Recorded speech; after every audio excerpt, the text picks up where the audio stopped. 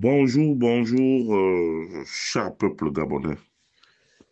Il est présentement 8h14 ici à Blois-Chambord. Je suis votre humble serviteur, le docteur Wilfried Okumba Kamitato Leni Lanzogo. Nous sommes aujourd'hui le mardi 28 janvier 2025. Ce matin, je me permets de déposer mes valises au cabinet du ministre du Budget et de la Dette, son Excellence, Monsieur Charles Mbaye Kam. Monsieur Charles Mbaye, excusez-moi de m'introduire de cette manière dans votre cabinet, mais compte tenu de l'urgence, je suis obligé de venir sans rendez-vous pour vous faire état d'une situation qui perdure depuis plus de 10 jours. Le Conseil des ministres du 17 janvier 2025, les décideurs de ce pays, dont le chef de l'État, M. Brice Oligui Nguema, et le Premier ministre, ont pris la décision de nommer des Gabonais d'autres ethnies, pas seulement les femmes, au niveau du ministère du Budget. Mais il se dit, selon les mauvaises langues, c'est que désormais, vous poussez le toupet jusqu'à défier celui qui a fait de vous roi, c'est-à-dire M. Brice Oligui Nguema et son premier ministre de la Transition, votre frère avec qui vous faites le bangam, son Excellence, M. Raymond Dansima. Je puis vous dire avec exactitude que malgré vos jérémiades, malgré tout ce que vous faites là-bas, ces gens seront bel et bien installés. Parce que le Gabon est un seul pays et il est indivisible. Lorsqu'un ministre arrive quelque part, il doit travailler avec l'ensemble des agents placés sous son autorité. Cette affaire de transformer les ministères entiers en cercle de famille, ça a assez duré. Et puis, M. Charles Mba, n'oubliez pas d'où vous sortez, d'où vous venez. Après une longue traversée du désert, après avoir utilisé la transhumance, après avoir utilisé vos cercles maçonniques, vous voilà aujourd'hui au cœur du pouvoir, mais pour répéter toujours les mêmes erreurs. N'oubliez pas aussi que M. Brice Clotaire Oligui Nguema, dans quelques semaines, devrait normalement se présenter comme candidat, faire acte de candidature pour la prochaine élection présidentielle. Donc, il ne nous revient pas à nous, qui sommes peut-être du bon côté ou du mauvais côté, c'est selon, que nous nous amusions à travestir les instructions de son Excellence, M. Brice Clotaire Oligui Nguema. C'est pour cela que, respectueusement, je vous prie de vous ressaisir et de revenir à de meilleurs sentiments, même si il va falloir peut-être changer ses pères et mères, mais je pense que le moment n'y s'y est plus, parce que nous allons vers la campagne électorale. Nous avons besoin d'avoir tous ces Gabonais derrière le général président, si jamais il se portait candidat, puisque au moment où je fais cet audio, à ma connaissance, il n'a pas encore exprimé le vœu ou bien donné sa parole s'il est candidat ou s'il n'est pas candidat. Sur un tout autre plan, je voudrais profiter de cet audio pour m'adresser au cadre du Haut-Ogooué dans leur ensemble.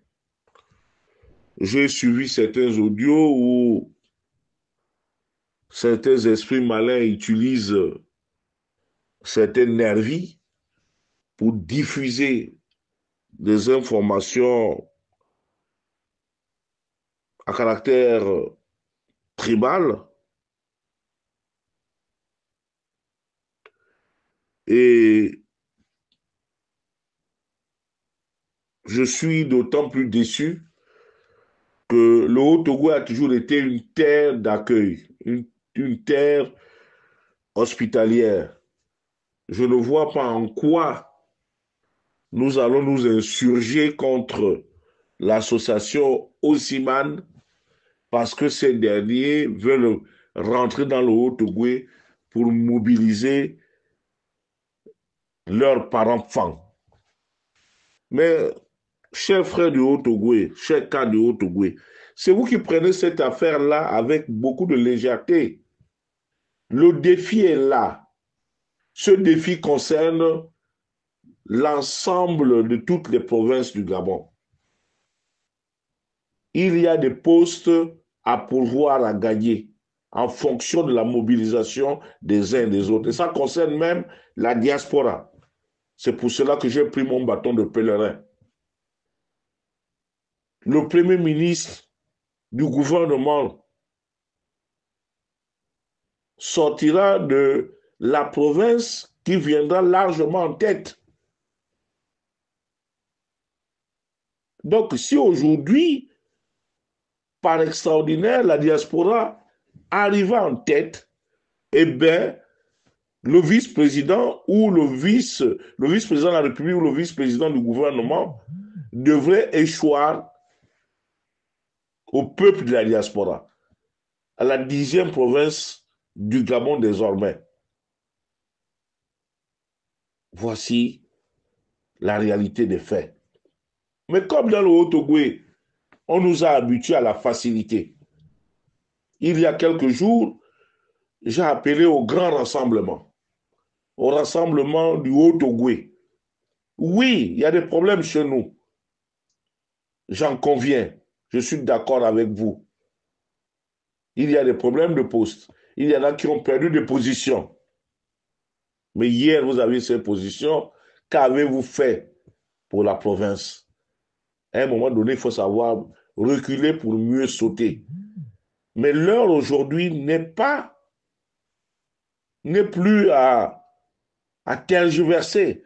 C'est pour cela que, très respectueusement, j'ai soumis à votre imprimature collective la possibilité d'adhérer avec force et vigueur au sein de l'association Force. Parce que nous n'avons plus de temps. Je ne veux pas paraître aux yeux du monde comme étant un tribaliste de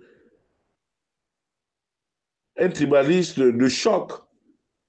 Mais aujourd'hui, la situation est de plus en plus chaotique. Les femmes nous ont damé le pion. Il ne manque pas de gens qui ont de l'argent chez nous. Henri-Claude Oyime est là. C'est une grosse fortune. On ne peut pas rester 40 ans à la tête d'une banque comme la BGFI où on blanchit des capitaux, où on fait n'importe quoi, comme on vient de dire aux Gabonais ou aux Atogouviens qu'on n'a pas d'argent. C'est l'égoïsme qui nous tue dans le Haut-Togo. Léopold Batolo, depuis qu'il saccage la Comilog, via sa RSE, avec tout ce qu'il fait, il ne peut pas nous dire aujourd'hui qu'il ne peut pas nous sortir 100 millions pour que nous puissions organiser un rassemblement de grande ampleur pour répondre, pour une réponse du berger à la bergère. C'est-à-dire que répondre à Oziman, nous avons tout dans la tête, mais rien dans les bras. Donc, évitons ça. Et puis, arrêtons les critiques sur ceux ou celles qui font des efforts. J'ai vu il y a quelques jours le haut représentant de son Excellence, M. Brice Clotaire Oligui Nguema, son Excellence Jean-Pierre Oyiba, se rendre sur le terrain des affrontements, de l'affrontement entre les habitants du district de l'Ekabi dans leur ensemble contre un sujet irakien au nom de Mustapha qui, on ne sait d'où il tient sa puissance, a mis à mal ce qui nous relie à la capitale provinciale, c'est-à-dire le pont de Mbouna. J'ai des photos, j'ai des vidéos. Au péril de sa vie, Jean-Pierre s'est rendu, M. Oyiba. Et pourtant, il n'est pas le seul cadre. Mais pourquoi d'autres ne peuvent pas faire cela? Quand il le fait, il veut nous montrer qu'il a quoi? Nous, on n'en veut plus. On passe le temps à insulter ce dernier. Est-ce que c'est bien comme ça? Il y a quelques jours là, j'ai vu une mobilisation grandeur nature, organisée par Madame Justine Judith Lekogo. Au deuxième arrondissement, il y avait à peu près 1500 ou 2000 marcheurs du deuxième arrondissement de Franceville. Aujourd'hui, Madame Lekogo est devenue la personne à abattre. Mettons de côté nos égaux. Il y a des valeurs chez nous. Conjuguons ensemble pour faire d'abord triompher Brice. Le problème ici aujourd'hui, c'est que vous qui voulez conserver vos postes là, vous qui voulez, ou bien ceux-là qui veulent, qui aspirent à avoir des postes, puisque aujourd'hui dans le Haut-Togo, on ne peut plus vivre sans poste. Malheureusement, les mauvaises habitudes ont la peau dure. Feu le grand maître nous a habitués à la facilité, au fonctionnariat. Voilà les conséquences aujourd'hui. Il y a trop d'intolérance dans le Haut-Togo. Il va falloir changer. C'est pour cela que j'incite les frères du Septentrion qui ont la responsabilité de la structure aux imams de se déployer là où ils veulent. C'est des Gabonais. Et les femmes sont partout. Désormais, il y a même les femmes du Haut-Togo. Puisque nous autres là, nous avons eu les enfants avec les femmes. Et les femmes ne nous ont pas empêchés d'aller dans le Wellington avec force, mobiliser les bilobes, les ressortissants du Haut-Togo. Chez nous, c'est l'égoïsme. Comme cette structure-là, c'est une émanation d'un groupe de cadres, les gens veulent toujours avoir la paternité de tout. Mais à un moment donné, il faut savoir aussi passer le flambeau, chers aînés. La politique, c'est une question de génération. Je profite encore de cette tribune pour dire que, chers frères de la diaspora, nous avons aujourd'hui, nous avons eu la chance hier, et j'ai pris part, j'ai assisté à un séminaire organisé par son Excellence, Madame l'ambassadeur haut représentant du Gabon en France, Madame Doumeneni, et comme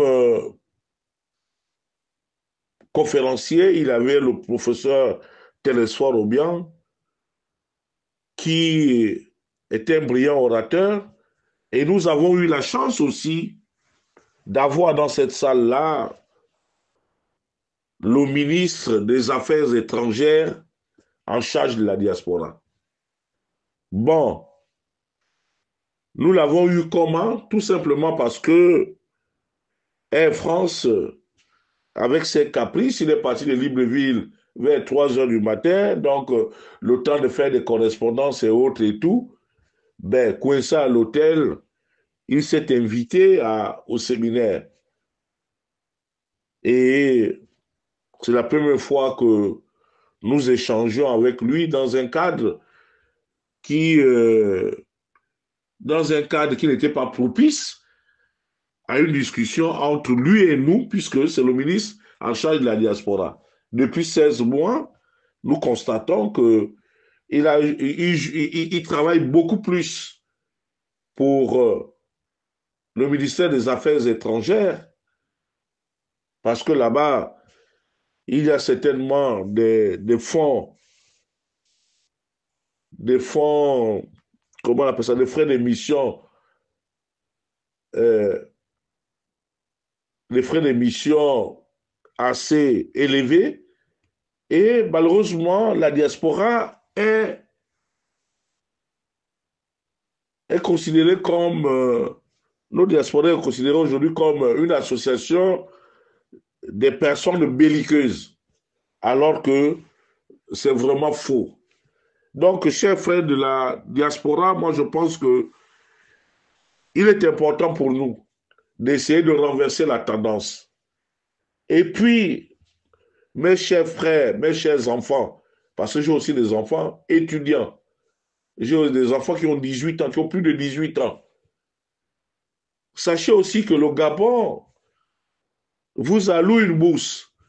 Vous me direz que oui, cher père, cette bourse-là arrive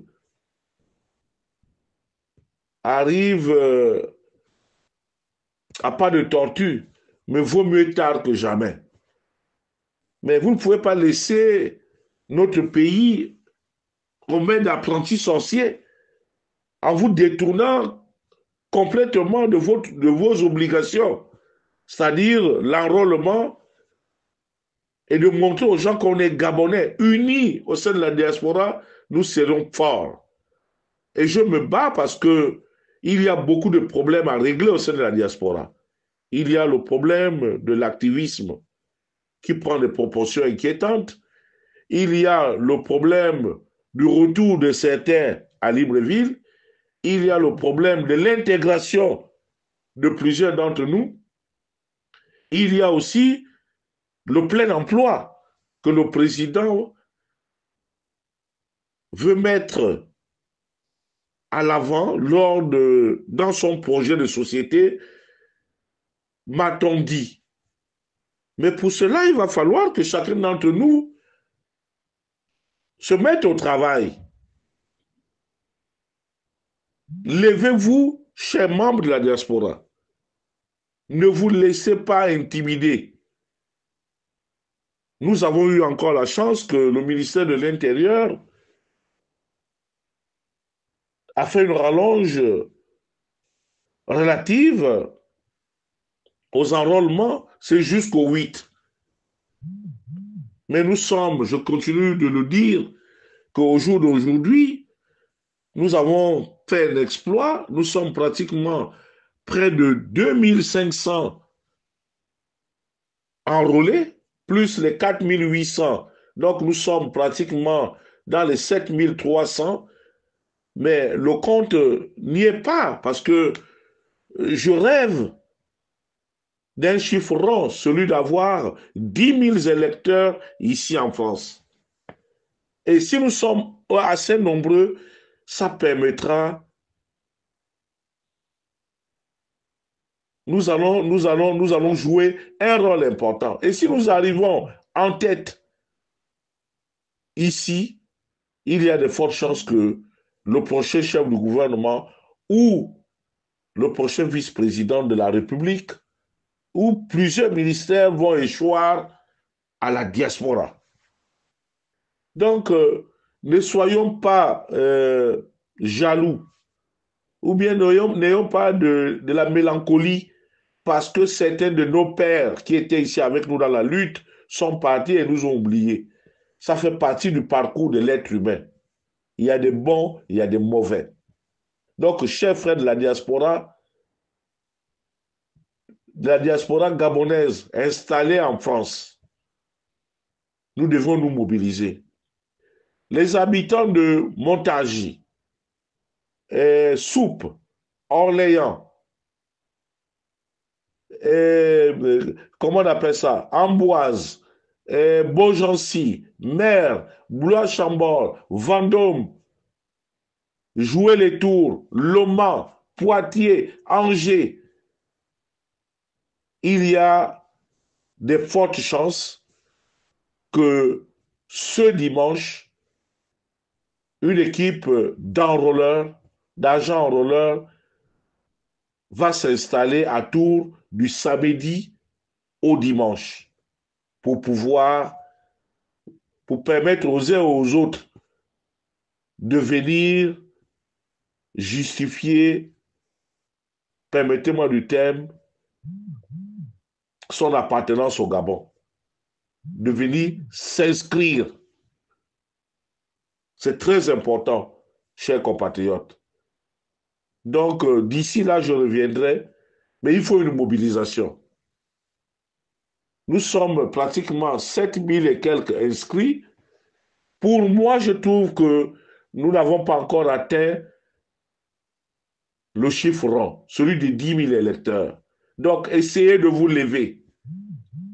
Pour ceux qui ont mon numéro de téléphone, appelez-moi. Allez-y à l'ambassade, tout est encore ouvert. Tout est encore ouvert. Mettons nos égos de côté. Mettons nos égos de côté. Nous sommes d'abord un seul peuple et indivisible. J'ai un défi personnel, oui, avec ma belle famille, avec mes beaux-frères femmes. J'ai dit que cette année, je ne dois pas perdre dans le Haut-Ogooué. Je dois remporter la palme d'or, comme je l'ai eu lors de la tournée républicaine. C'est pour cela que j'incite les bilobs dans leur ensemble à faire de l'enrôlement notre affaire, de se battre, de se mobiliser. Parce que les récompenses dépendront de la mobilisation de chacun d'entre nous. C'était Wilfried Okumba Kamitatou Leni Landjogo depuis Boula Chambord. Je vous remercie.